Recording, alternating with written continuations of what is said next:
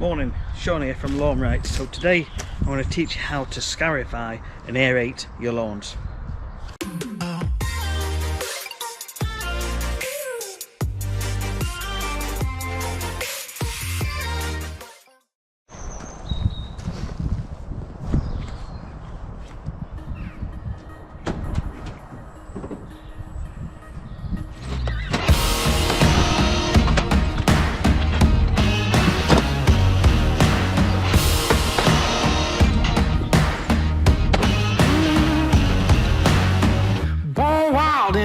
Wants to tame me. You can't catch me on the run, cause I'm gone, yeah. I blaze trails, set fire to what's behind me. No, I'm never looking back, I'm on the run. I could only ever be what I'm made to be. People often say to me, which should you do first, aeration or scarification? For me, there's two options. So if you're only aerating and scarifying, it's not that important. But if you're going to be dropping any seeds on, you should really scarify, then aerate. And the reason being,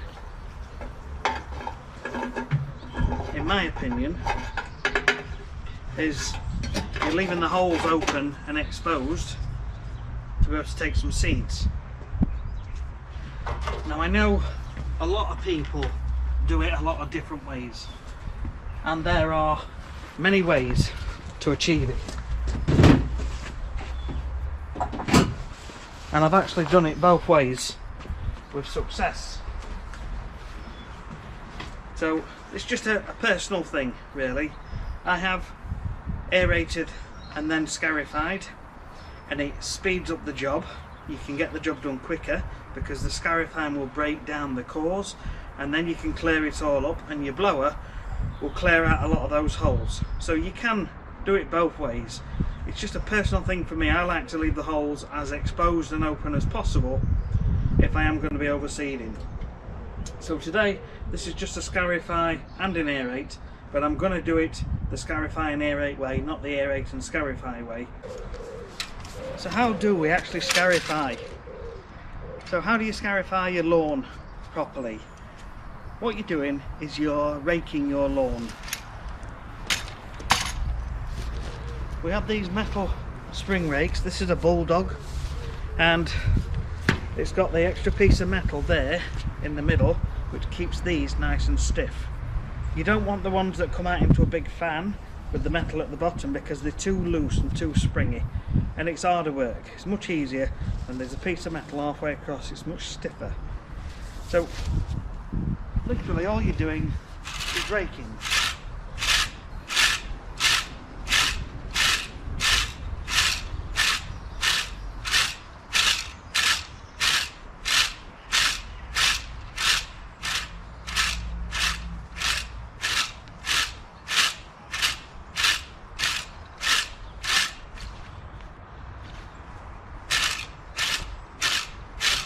You can see how long that's taken, and it has taken quite a bit out, and it doesn't look too bad.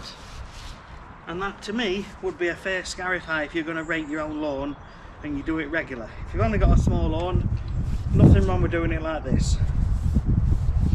If you've got small awkward spaces, you can buy these Wolf Garten, which are pretty good, and all the attachments, you can buy different attachments to go with the pole. They're not cheap, but once you've got them, they're going to last a long time because they're made to last. Now these, you can buy one with wheels on either side, which are easier. But these, the blades actually move, and they move on this little hinge here. And it's just like a machine scarify. So we are raking, and once you get into a swing, you can go backwards and forwards. Now I'm not pushing down, I'm just holding lightly. Backwards and forwards. And then you can move across your lawn, but it does dig in quite a bit. But it is effective. So this is how you scarify your lawn by hand. If you want to do it with a machine, then invest in a scarifier. There are different types of scarifiers. You get your basic lawn rakes, which are usually between 50 and 100 pounds from Wicks, Screwfix, places like that, 60-70 pounds. And it's a machine that will spin round on a cartridge inside, and it will have little tines like this to rake, and it makes this job much easier. So 60 to 70 pounds, you can get something that's a mechanical version of this, and it's worth its time. If you've got a big area lawn, then you should really look at investing in something a bit bigger, but you can get your lawn done with the cheaper ones. It just takes you longer. So it's within everybody's reach. Then we have the machine version, and again, you can see here we have these blades here which rotate round, and they cut in and drag out, and we can adjust the height of what they go up and down depending on the level of thatch. So I'm going to get on, I'm going to scarify this lawn, and then we'll clear it up and get some aeration. So once you're ready to scarify, you'll want to know how deep to scarify your lawn. The aim of the game is to be scratching the surface of the soil. So whether it's with a hand rake or with a machine, you've got to ensure that you can see some little grooves just cutting into the surface of the soil. And we're talking about 1/2 centimetre, 1/8 of an inch, 1/4 of an inch, something like that. So what I always do, I start on a high setting and have a quick run over just to see how deep it is and how much is coming out, and if we're hitting the surface of the soil. So we'll just do that.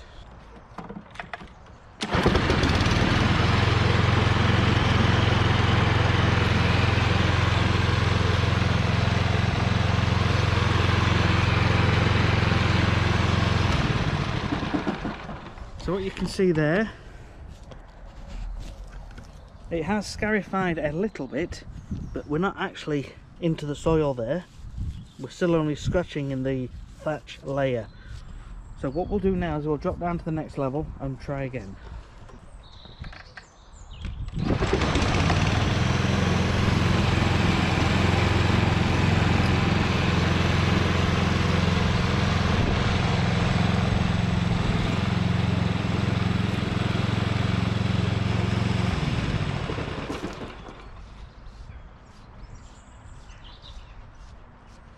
Well, that's much better. So what you can see here, you won't be able to feel this, but when we walk on this side that we haven't done, you can feel sponginess underneath. And then when you walk to this side, you can feel the soil. The sponginess has gone. And now when we look down, you can see there we've got the grooves of soil, the grooves in the soil which you can see running up and down. So I'm quite happy with that, and that is the purpose of scarifying and how much to take out of your lawn. So I'm going to carry on and get all this lawn scarified. If it's a particularly bad problem with moss and thatch, you can also run at a different angle and go over it a second time to try and remove more thatch. The most effective method is at 45 degrees to your original scarification path. But just going over it twice will help.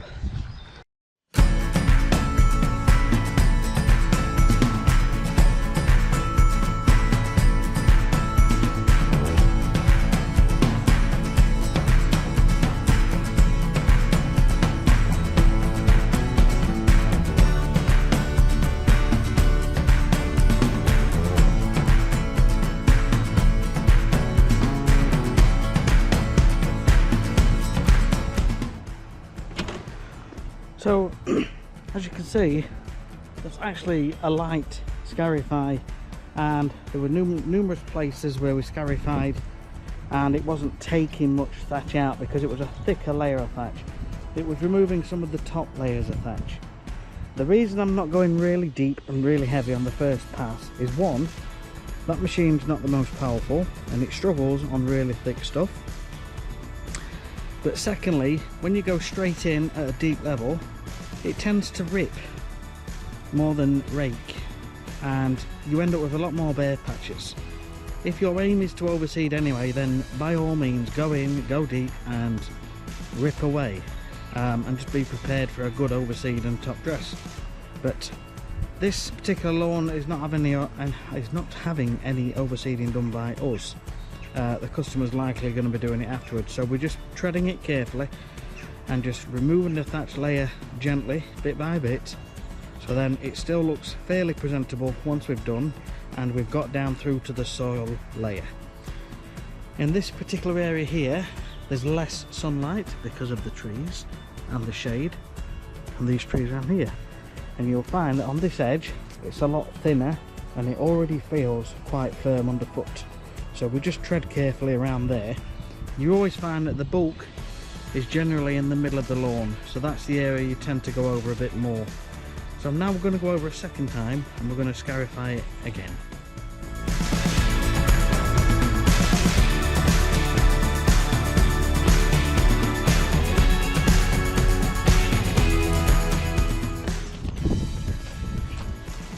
Just thought I'd like to come and have a look.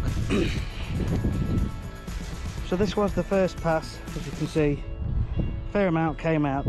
But as you come in, we've still got the moss. And we haven't broken through. So you've got to break through the moss and get to the soil. So now we're on the second pass going this way as opposed to that way. And you can see how it's thicker. There's more that's coming out. And it feels less spongy. So now if we just pull some of that back, you can still see the moss, so we still haven't broken through fully, so we'll end up doing it again, even though I have dropped the scarifier down a third setting to try and get a bit deeper without being too aggressive. Again, where we've got the shade, it isn't quite so bad. You can feel the soil there now, and this is feeling less spongy than it was. Don't be afraid if you see how much actually comes out.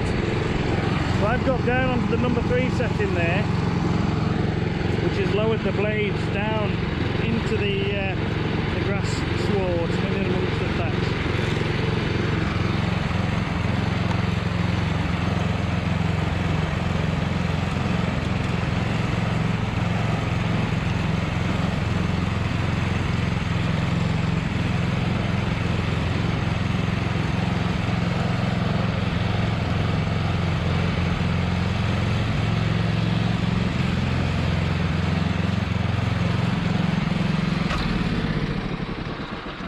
You can see here around the edge where it's shaded, there's thicker lumps that come out,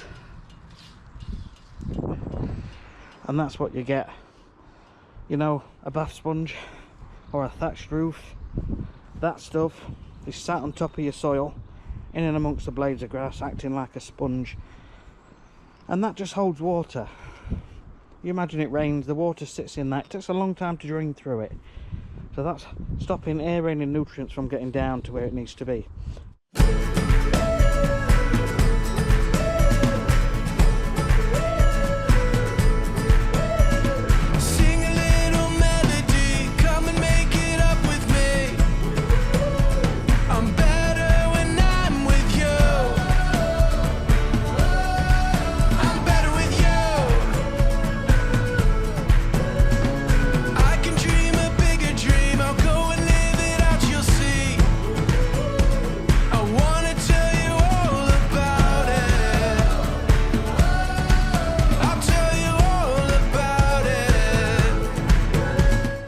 Right, so we've done the scarifying, we've been over twice, and it still looks okay, it looks neat. It's not been ripped to pieces. This is not the quickest way to do it. If you're going to be dropping seeds on your lawn, then you can go heavy with the scarifier and get a lot of the thatch out in one go, but you are ripping out grass plants at the same time. But if you're going to be overseeding, it's okay. However, this lawn is just for a scarify and an aerate. So I prefer to go over a few times, nice and easily, and just teasing out the thatch. Now remember, we're not removing moss, we are removing thatch. which is the spongy layer in the lawn. And what that means is you can still see moss in the lawn. What I'm going to do, because it's not nice to see, I am going to go over a third time once I've cleared all this up. You see all that? That was choking the lawn. So you can hear it breathing now. Listen, listen. Can you hear it? Can you hear the grass breathing? It's saying, thank you, I can breathe. Anyway, so as we walk round the edges, we've got areas here now which feel completely fine underfoot. You can feel the soil, you can see the grooves, you can see we're broken through to the soil layer. The thatch is gone, a lot of the moss is gone. In some areas where it was already thin, you can't help but just make it a little bit thinner and sparse, so areas like this will need a bit of overseeding. But in general, I'm trying to minimise the amount of overseeding for the customer. So this is where you've got to cast a bit of a professional eye and decide how far do you go with your scarifying. Well, I am going to go over it again, but I'm not going over heavy. I'm just going to go over on the same setting or a higher setting, just to try and tease a bit more out without sort of ripping it any further or any harder. And what we're going to do, and you'll see once we do it, there'll be another fair bit of thatch that comes out. The more times you do it, the more you'll get out. But you're playing that line of how much do you take out versus how much seeding are you going to be doing with your lawn. Right now it looks a lot better, and because we're going to be aerating anyway, the aeration will remove some of the thatch, because some of the thatch is within the core. We've got the soil, the subsurface thatch and the surface thatch on the top. So you are removing parts of that thatch layer when you aerate as well. So with this lawn, I'm going to go over once more and then we're going to aerate the lawns. So that to me is a good scarification without ripping the lawn to pieces. Yes, it takes you longer. If you're commercial, you can't be doing things slowly. You've got to crack on and do it right. But at the same time, you've got to leave it looking good as much as you can. And obviously educate the customer about what it's going to look like and how fast it'll recover. See, ordinarily, if we just scarified and left this now, this would recover within about 6 weeks. But we're going to aerate as well, and that's just going to make things shoot up really fast and start taking off. So it's going to do it the world of good.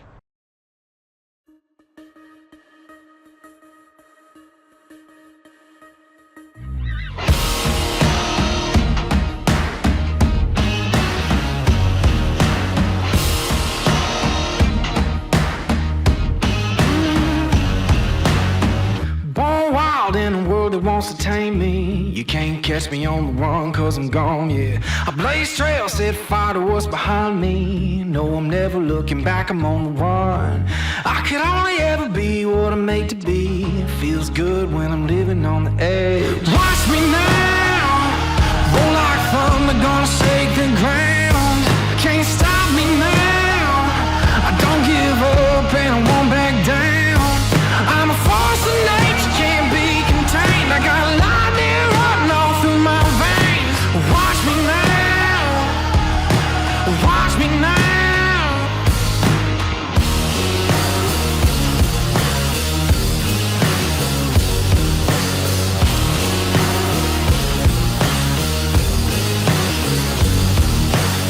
I come alive when I'm in the face of danger.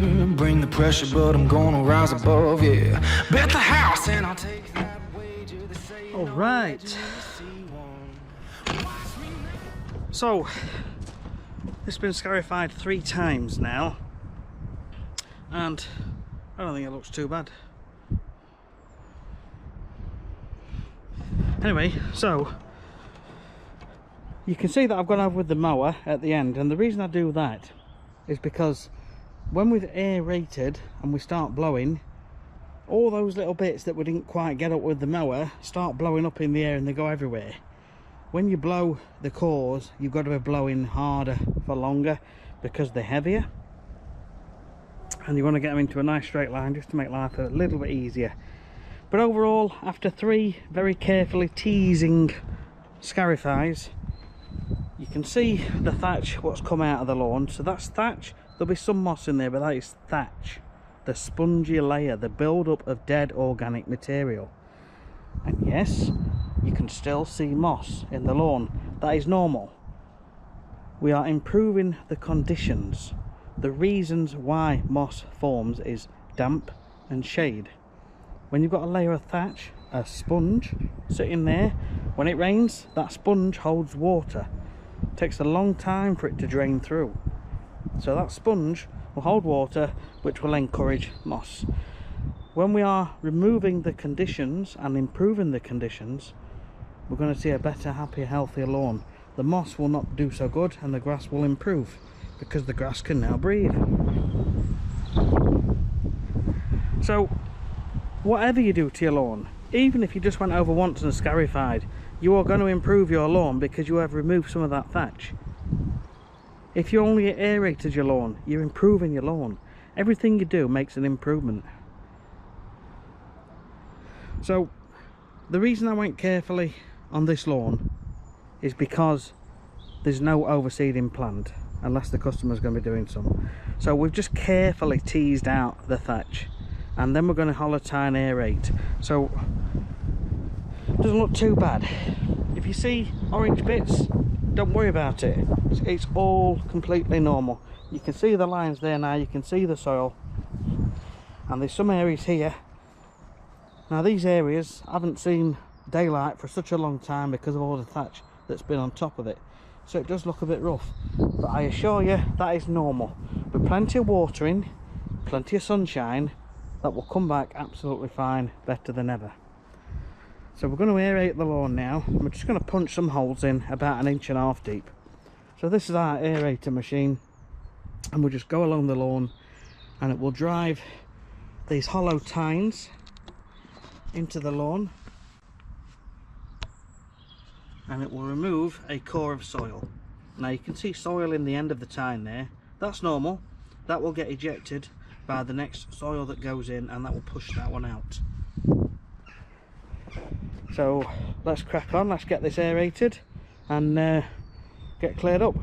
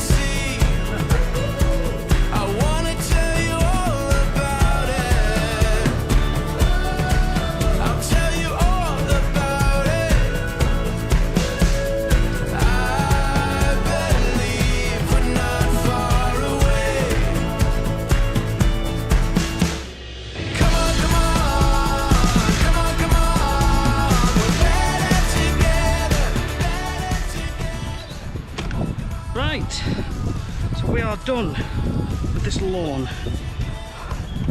That's the finished result. Doesn't look too bad. It's a little bit stressed, but what can you expect when you're ripping out its hearts and guts? But we've left it fairly good. We've not cut it too short, we've not scalped it. So those blades of grass will start taking the sunlight when they get a nice day and start to recover. You can put a feed on at this point if it's your own lawn, but we'll be around here again in the next week or two. So this customer will have the lawns treated at that particular time. So thatch is removed. That's just going to improve the lawn, and you can see the holes all across the lawn there. And we've gone down to the knuckle, which is about 1.5 inches, something like that. So there you go, guys. That is how you scarify and aerate your lawns. You can use a garden fork if you want to aerate your own lawn. You can use a manual hollow tine aerator. Most of the ones you find online with 4 little prongs that you push in with your feet are not very good. They don't eject the soil out very well, and they just get clogged up. I bought 2 several years ago, tried them, they've been in the garage ever since. You can buy manual aerators with just 2 hollow tines on, which seemingly do a better job. I haven't used them, so I can't comment too much. But if that's all you've got, that's all you've got. If you can hire a hollow tine aerator, it will make your life so much easier.